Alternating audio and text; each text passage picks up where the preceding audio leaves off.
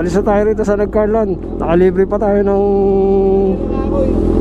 pananghalian. Pinakain tayo ni Tatay Rudy. Ayan. Wow! Maraming salamat Tatay Rudy.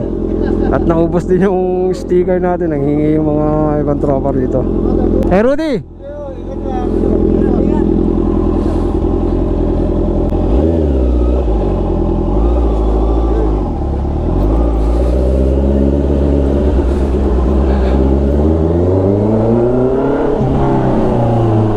May McDo na rin pala rito.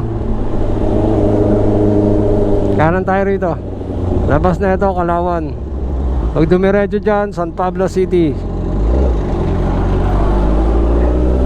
Busog tayo guys. Ang dami natin nakain dun. Yes! Daming inandang pagkain ni Tatay Rudy. Sakto kasi nung pagdating natin sa bahay niya, may mga pagkain. Dumating din kasi yung anak niya galing Cainta, Rizal. Kaya sumabay na rin ako sa pagkain. Sulit. Ang ganda ng panahon. Buti hindi umulan.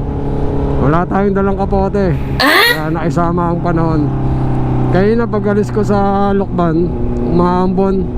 Pero hindi naman dumiretso.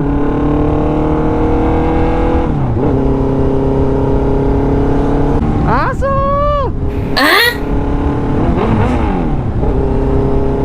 Bomba daw.